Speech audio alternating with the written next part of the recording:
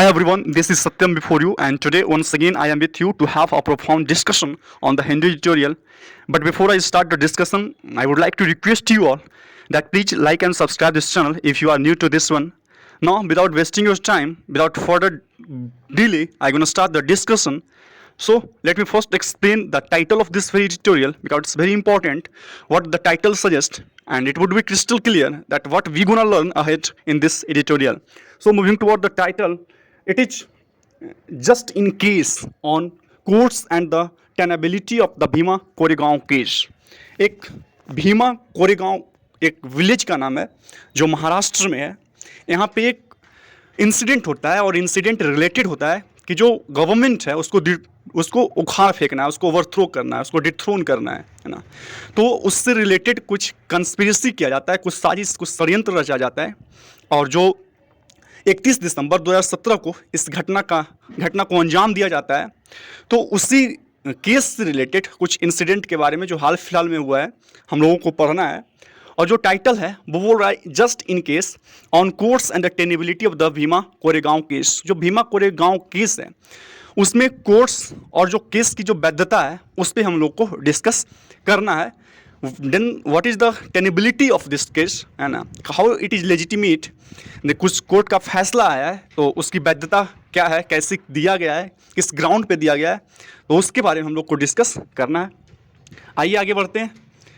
It is time the tenability of the Bhima Koregaon case was examined by the court. Means यही समय है, this is the right time, it is the high time कि जो टेनेबिलिटी है, टेनेबिलिटी means what, जो वैधता है, जो लेजिटिमेसी है of the Bhima Koregaon case, जो भीमा कोरेगांव केस जो है ना, जो चल रहा होता है उसकी वैधता को एग्जामिन करना चाहिए, है ना, उसका प्रशिक्षण करना चाहिए कोर्ट के द्वारा. आइए देखते हैं. It is the grant of the bail. What happens that court grant bail to 82-year-old Telugu poet, okay, whose name is Varavara Rao. Okay, means it is written the grant of the bill of the 82-year-old Telugu poet and activist Varavara Rao on the medical ground is a welcome relief to at least one of those arraigned in the controversial Bhima Koregaon case under the Unlawful Activities Prevention Act. But before I start the discussion line by line, I want to suggest you that मैंने एक video upload किया UAPA को लेकर. ये जो related है law unlawful activities prevention act, इससे related मैंने एक वीडियो अपलोड की है जो 20 जुलाई को शायद मैंने अपलोड किया था, तो उसको एक बार आप जरूर देख लें. उससे पहले 19 जुलाई को मैंने एक वीडियो अपलोड किया था जो बेल से रिलेटेड है कि बेल कितने प्रकार के होते हैं, कैसे दिए जाते हैं. तो इसको अगर आप वीडियो को देख लेते हैं तो it will be very easy to learn what is UAPA, what is bail, है ना. तो ऐसे में बताता हूँ, UAPA एक ऐसा लॉ बनाया गया, एक ऐसा इसमें अमेंडमेंट किया गया है जिसके बाद सरकार जो है, जो यूनियन गवर्नमेंट है, उसको ये इम्पावर कर दिया जाता है. मीन्स किसी भी इंडिविजुअल को डिजाइनेट करे, है ना, एक टेररिस्ट के तौर पे without a due process of law, बिना जो प्रोसेस है, जो लॉ है, उसको उसको नज़रअंदाज किए हुए, है ना, डायरेक्ट उसको डिजाइनेट करना, इम्पावर कर दिया गया यूनियन गवर्नमेंट को. और इसको जो UAPA है उसको एक एंटी टेरर लॉ के नाम से भी जाना जाता है. सो this is the gist about what UAPA is. So what is written in this editorial, the grant of the bill means जो बिल का ग्रांट किया गया, है ना, प्रदान किया गया किनको, तो टू द 82-year-old जो 82 साल के एज के हैं. कौन है, तो Telugu poet and activist. Telugu poet हैं, कवि भी हैं और एक्टिविस्ट भी हैं. कौन है, तो वरावरा राव ऑन मेडिकल ग्राउंड. और किस बेसिस पे ग्रांट किया गया है बिल को, तो मेडिकल बेसिस पे, मीन्स हेल्थ प्रॉब्लम को लेकर. Is a welcome relief. ये उनके लिए क्या है ना, एक वेलकम रिलीफ है, कहीं ना कहीं राहत की सांस होगी उनके लिए. एटलीस्ट वन ऑफ दोज, कम से कम एक लोगों के लिए, किसमें, of those arraigned in the controversial Bhima Koregaon को, जिनको एक्यूज किया गया था, जिनको चार्ज किया गया था किस चीज़ में, तो इन द कंट्रोवर्शियल, जो विवादास्पद, है ना, भीमा कोरेगांव केस था. और किस ग्राउंड पे उनको चार्ज किया गया था, तो जो अनलॉफुल एक्टिविटीज प्रिवेंशन एक्ट है, UAPA, उसमें. The supreme court has rightly ignored the argument on behalf of the national investigation agency that age is not a factor in considering grant of bail for one involve in an attempt to overthrow the democratically elected government, and that is a medical condition is not serious enough. Means जो supreme court है उन्होंने नज़रअंदाज किया, ignore किया। किस चीज़ को ignore किया? तो द आर्ग्यूमेंट, उस आर्ग्यूमेंट को इग्नोर किया जो किनके बिहाफ पे किया गया था? NIA, नेशनल इन्वेस्टिगेटिंग एजेंसी के बिहाफ पे किया गया था। और उनके द्वारा जो है ना, कौन सा आर्गूमेंट दिया गया था सुप्रीम कोर्ट को कि age is not a factor. Age क्या है ना, एक ऐसा कोई फैक्टर नहीं है in considering grant of bail. Means आप जब बेल ग्रांट कर रहे हैं तो उस समय आप सोच विचार करें, उस पर विचार विमर्श करने का कोई ऐसा फैक्टर नहीं है एज, है ना, not a factor for one. और खास करके वैसे लोगों के लिए जो इन्वॉल्व हैं, जो इंगेज्ड हैं, है ना, किस चीज़ में? इन अटेम्प्ट, इस प्रयास में टू ओवरथ्रो, क्या करना है? ओवरथ्रो करना है, डिथ्रोन करना है ना, वो सत्ता से उखाड़ फेंकनी है इनको। The democratically elected government means एक ऐसा गवर्नमेंट जो डेमोक्रेटिकली इलेक्टेड है, जो प्रजातांत्रिक रूप से इलेक्टेड है, और उनको जो एक प्रयास है कि उनको ओवरथ्रो करना है। और वैसे लोगों के लिए एज पे विचार विमर्श करना ग्रांट को लेकर, है ना, बेल ग्रांट के लिए। तो this is not very well, ऐसा कहा गया NIA के द्वारा, बट इस आर्गूमेंट को खारिज किया गया सुप्रीम कोर्ट के द्वारा। और क्या कहा गया? And that his medical condition is not serious enough. और ये भी बताया गया कि उनका जो मेडिकल कंडीशन है वो ज़्यादा ग्रेव नहीं है, ज़्यादा गंभीर नहीं है, सीरियस नहीं है। ओके, आगे बढ़ते हैं। ये रहे मेरे जिनको बेल ग्रांट किया गया सुप्रीम कोर्ट के द्वारा, इवन कि NIA के द्वारा आर्ग्यूमेंट भी रखा गया। और आर्ग्यूमेंट ये रखा गया कि आप एज को कंसीडर नहीं करिएगा, और खास करके वैसे लोगों के लिए जो डेमोक्रेटिकली इलेक्टेड गवर्नमेंट को ओवरथ्रो करना चाह रहे हैं, है ना, उनके लिए नहीं करना है। और ऐसे भी जो उनका मेडिकल कंडीशन है that is not to degrade, है ना, वो बहुत ज़्यादा खराब नहीं है। सो ये है, आगे बढ़ते हैं। It can not be forgotten that, इसको नहीं भूला जा सकता है। क्या नहीं भूला जा सकता है? कि ट्राइबल राइट एक्टिविस्ट, जो एक ट्राइबल राइट एक्टिविस्ट थे, कौन थे? फादर अस्टान स्वामी। फादर अस्टान स्वामी एक ट्राइबल एक्टिविस्ट थे, है ना। एनदर ऑक्टाजेनेरियन, ऑक्टाजेनेरियन मीन्स जिनका एज अभी 80 to 89 ईयर्स ऑफ ओल्ड है ना, उनको ऑक्टोजेनेरियन बोलते हैं।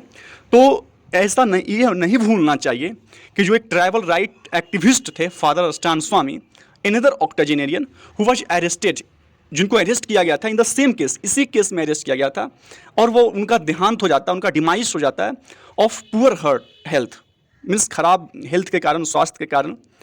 इवन वाइल, यहाँ तक कि जबकि क्या हुआ था, हिज पिटीशन फॉर बेल, उनका जो याचिका था बेल के लिए, विल ऑन हेल्थ ग्राउंड्स, और किस बेसिस पे? तो हेल्थ के बेसिस पे, वाज बीइंग हर्ड, है ना, वाज बीइंग हर्ड, सुना जाना था उसका, और उनका देहांत हो गया था, उनका डिमाइस हो गया था। तो इस सब चीज़ों को सुप्रीम कोर्ट को कहना है कि ऐसा ये सब चीज़ जो है, जो मोरली सही है, उनको भूलना नहीं चाहिए।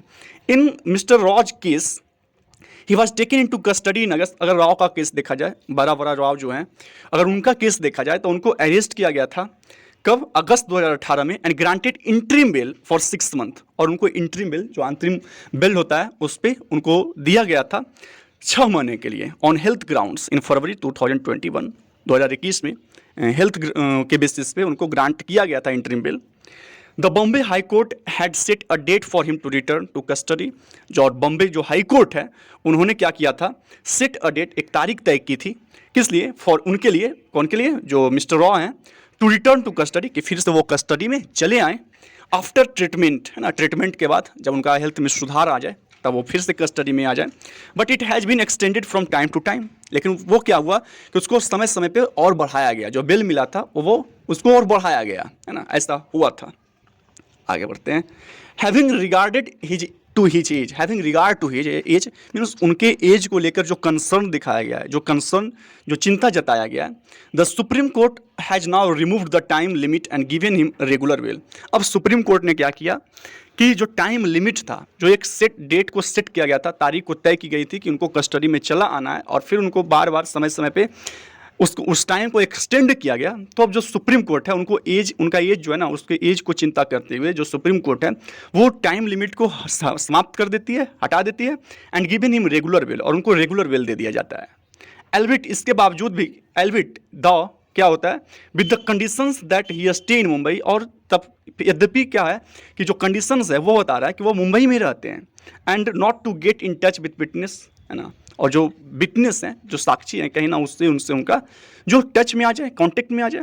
द कोर्ट है ऑल्सो टेक के नोट, जो कोर्ट है इस बात पे भी ध्यान दिए हैं, इस बात पे भी has taken note of the fact, इस तथ्य पे that chargesheet has been filed in the case but the trial court is yet to frame charges. जो चार्जशीट है वो कोर्ट में दाखिल कर दिया गया है, बट जो ट्रायल कोर्ट है वो अभी चार्ज को फ्रेम करना अभी बाकी है, उनका अभी चार्ज फ्रेम नहीं किया गया है। Further there is no claim that he misused the interim bail in any way. Further अगर आगे देखा जाए तो ऐसा कोई तथ्य नहीं है, ऐसा कभी भी दावा नहीं किया गया है कि उनका जो बिल है ना, जो टाइम टू टाइम एक्सटेंड किया गया था, बढ़ाया गया था, तो उस बिल का कभी वो मिसयूज करते हैं, ऐसा कभी नहीं देखा गया। जो इंटरिम बिल मिला था उसको किसी भी तरीके से कभी भी वो उसका मिसयूज जो है नहीं किए हैं। ओके, आगे बढ़ते हैं। The options of an accuse to get bail means जो ऑप्शंस हैं, जिनके पास क्या क्या ऑल्टरनेटिव्स हैं ऑफ एन एक्यूज, किसी दोषी को टू गेट बेल पाने के लिए, और किसके तहत, तो अंडर यूएपीए के तहत, are largely limited to health grounds. अगर हेल्थ ग्राउंड्स के बात से देखा जाए तो ये क्या है, बहुत ही मीन्स लिमिटेड है, सीमित है ना। Because bill on merits is nearly impossible, क्योंकि जो बिल है जो मेरिट्स पे है, मेरिट्स मीन्स व्हाट, मीन्स जो एक लॉ है जिसकी एविडेंस देना होगा, है ना, फैक्ट्स प्रेजेंट करना होगा कोर्ट के सामने, तो ये मेरिट्स पे ये होता है। जो बिल मिलता है वो मेरिट्स पे कहलाता है कि आप एक ड्यू टू, है ना, प्रोसीजर जो है लॉ का, कि आपको एविडेंस देना होगा कि आप हाँ मतलब कि आप दोषी नहीं हैं, आपको ये साबित करना होगा। तो जो मेरिट्स पे बिल लेना ये नियरली इम्पॉसिबल है इतना जल्दी टू गेट, है ना, अंडर दिस लॉ। लेकिन इस लॉ में क्या है, the accused have to demonstrate, और यूएपीए में एक ऐसा प्रोविजन है कि आपको खुद ये साबित करना होगा, डिमॉन्स्ट्रेट करना होगा। The accused have to demonstrate that the allegation made against them is in the police version is prima facie not true. आपको ये साबित करना होगा, क्या साबित करना होगा, कि जो एलिगेशंस लगाए गए हैं आप पे, जो आरोप आप पे लगाए गए हैं, वो क्या है, एक पुलिस वर्जन में कि प्राइम फेसिया, एक मीन्स फर्स्ट इंप्रेशन में ऐसा लगाया गया है ना, जो बेस्ड होता है फर्स्ट इंप्रेशन पे, ये नहीं कि सच है, जो सत्य नहीं है, फर्स्ट इंप्रेशन में एट फर्स्ट साइड पे आपको आरोपी ठहरा दिया गया है, साबित कर दिया गया है, तो आपको ये साबित करना होगा। और इसलिए क्या हो जाता है, जो फैक्ट है उसको प्रेजेंट करके आपको बेल लेना दैट इज़ नियरली इम्पॉसिबल, है ना, इसलिए ऐसा कहा गया है। दिस ओनरस कंडीशन किसके बारे में, जो ये ओनरस कंडीशन है, मीन्स ऐसा कंडीशन जो ऑब्लिगेशन से भरा हुआ है, जो बर्डनसम है ना, और कौन सा है, कि आपको ये डिमॉन्स्ट्रेट करना है कि आप सही है ना, आप एक्यूज्ड नहीं है, is not easy to fulfil, और इसको फुलफिल करना, है ना, इस पर खड़ा उतरना ईजी नहीं है, it's not an easy work, it's a tough work, है ना, specially after the supreme court, और ख़ास करके तब जब supreme court in NIA versus Jahur Ahmad Shah Watalir ruled that while considering will, the court should not go deep into the material against a person and must decide whether the prosecution case was true based on the broad possibilities of the case. Means जो अहमद शाह और NIA national investigation agency का जो case चल रहा था, उसमें supreme court ने यह रूल बनाया कि जो सुप्रीम कोर्ट है उसमें यह रूल किया गया था कि जो सुप्रीम कोर्ट है should not go deep into the material, है ना, जो मटेरियल मीन्स फैक्ट, उस फैक्ट की तह में, गर्त में नहीं जाना है, और क्या करना है, पर्सन एंड मस्ट डिसाइड, और ये डिसाइड करना है, ये सुनिश्चित करना है कि whether the prosecution case was true, जो प्रोजिक्यूशन का केस है क्या वो सत्य है या नहीं है, बेस्ड ऑन, और किस चीज़ पे आधारित होना चाहिए, तो based on the broad possibilities, जो ब्रॉड मीन्स जो बहुत ज़्यादा संभावनाएं हैं उसको लेकर आपको डिसाइड करना है ऑफ द केस। हाउएवर, हालांकि जो सुप्रीम कोर्ट है has indeed got around this limitation, लेकिन सुप्रीम कोर्ट ने इस लिमिटेशन को गेट अराउंड किया, पार किया, by treating any long delay in holding the trial and violation of the fundamental rights as ground to grant bail even the UAPA cases, कि UAPA cases में आप इस चीज़ पे ग्रांट दे रहे हैं कि उसके जो बिल है उसमें डिले किया जा रहा है।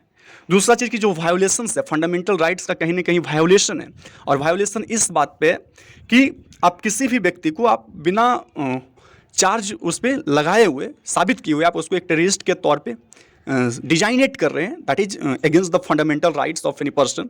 तो इस चीज़ को लेकर सुप्रीम कोर्ट जो है इस लिमिटेशंस को जो लगाया गया था उसको पार कर रही है, उसको गेट अराउंड किया जा रहा है दैट वही बोला जा रहा है कि जो हाउएवर हालांकि जो सुप्रीम कोर्ट है एज इंडीड गॉट अराउंड, वास्तव में क्या किया, इस लिमिटेशंस को गेट अराउंड किया, पार किया।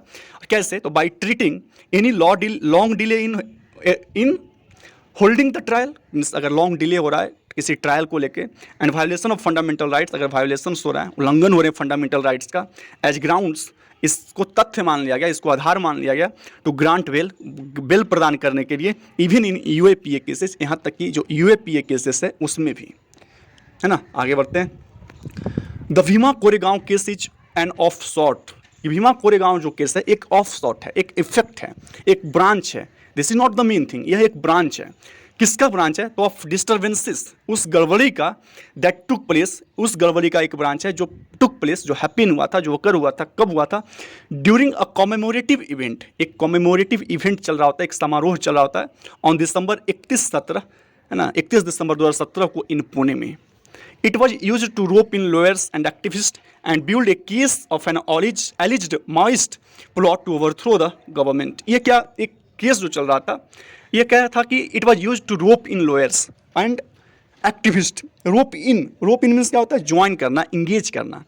मीन्स इसमें क्या किया जाता है, जो लॉयर्स हैं और जो एक्टिविस्ट हैं उनको ज्वाइन करना था, एंड बिल्ड ए केस, और एक ऐसा केस तैयार करना है जिसमें क्या हो, ऑफ एन एलिज माओइस्ट, जिसमें माओवादियों को क्या किया जाए, एलिज किया जाए, दोषी ठहराया जाए। किस लिए? टू प्लॉट, कि एक माओवादी के द्वारा एक ऐसा प्लॉट किया गया, ऐसा कॉन्स्पिरेसी किया गया, षड्यंत्र रचा जा रहा है। किस लिए? टू ओवरथ्रो करना है, उखाड़ फेंकना है द गवर्नमेंट को। देयर आर क्रेडिबल रिपोर्ट्स, बहुत सारे ऐसे विश्वसनीय रिपोर्ट्स हैं कि जिस पे विश्वास किया जा सके, that the electronic evidence in the case could have been planted using a spyware to implicate the accused. Means accused को इम्प्लीकेट करने के लिए, इंक्रिमिनेट करने के लिए, आरोपित करने के लिए ऐसे बहुत सारे क्या हैं, ऐसे बहुत सारे क्रेडिबल रिपोर्ट्स हैं कि जो इलेक्ट्रॉनिक एविडेंस हैं in the case could have been planted, जो इलेक्ट्रॉनिक एविडेंस हैं, यानी कि मोबाइल में कुछ ऐसा एविडेंस है जो इम्प्लांट किया गया था, उसमें डाला गया था। किस चीज़ से डाला गया था? जो यूजिंग स्पाईवेयर, जो स्पाईवेयर है, जो स्पाईवेयर एक सॉफ्टवेयर है जिसके तहत मैलिशियस एविडेंस को, बिहेवियर को किसी दूसरे के मोबाइल में गैदर कर दिया जाता है ताकि वो बाद में उसको आरोपी साबित किया जा सके। तो ऐसा किया गया था। इट इज़ टाइम, और यही समय है किस चीज़ का? The courts examine the core question, जो फंडामेंटल क्वेश्चन है ना, उसको कोर्ट जो है एग्जामिन करे, न्यायालय जो है उसको एग्जामिन करे, उसका प्रशिक्षण करे कि what is right and what is wrong in this case, whether the case it self is tenable, क्या जो केस है अपने आप में टेनेबल है, वैध है, और one fabricated to corner some activist, और क्या यह इसको फैब्रिकेट किया गया, क्या किसी का जालसाजी है, किसी के द्वारा जाल रचा गया है, किस लिए? टू कॉर्नर करने के लिए सम एक्टिविस्ट, वैसे लोग जो एक्टिविस्ट हैं, कोई ट्राइबल एक्टिविस्ट हैं और बहुत सारे एक्टिविस्ट हैं, तो उनको कॉर्नर करने के लिए, उनको शांत करने के लिए, उनको हटाने के लिए। The judiciary should not countenance the prolonged incarceration of anyone in case of doubtful validity, जो जुडिशियरी है शुड नॉट कॉन्टिनेंस मीन्स क्या नहीं करना चाहिए? अलाउ नहीं करना चाहिए। कॉन्टिनेंस मीन्स अलाउ करना, तो उनको अलाउ नहीं करना चाहिए द प्रोलॉन्ग्ड इनकार्सिरेशन, जो प्रोलॉन्ग्ड इम्प्रिजनमेंट है लोगों का, उनको नहीं करना चाहिए ऑफ एनीवन, किसी भी लोगों के, इन ए केस ऑफ डाउटफुल वैलिडिटी, जो एक केस है जो उसकी वैलिडिटी जो है, उसकी जो लेजिटिमेसी है वो भी क्या है? डाउटफुल है। और इस डाउटफुल केस में, डाउटफुल अगर कोई सिनेरियो है, तो judiciary should not allow the incarceration of any people, है ना, for such a long time. तो इस तरह के कुछ मामले हैं जो इस एडिटोरियल में है, और बाकी आज का एडिटोरियल यहीं समाप्त होता है। तो फिर कल देखते हैं क्या रहता है इसमें, और there is nothing in this editorial. पहले हम लोग एक भीमा कोरेगांव केस के बारे में हम लोग पढ़ चुके हैं, and we have the ample knowledge about that very case. और सेकेंड थिंग कि हम लोग यूएपीए के बारे में भी पढ़ चुके हैं, और सेकेंड ये थर्ड ये कि हम लोग बेल के भी बारे में पढ़ चुके हैं। So there is nothing in this editorial, just we will have to know about what is UAPA and what is bail, how many types of bail are there, और nothing else. So this is the all about this article. हम लोग फिर मिलते हैं कल इसी समय और देखते हैं कि क्या इसमें है और हम लोग को पढ़ना है। So thank you, have a nice day, bye bye all of you. But at last, once again I am recapitulating that please like and subscribe this channel if you are new to this one. Thank you.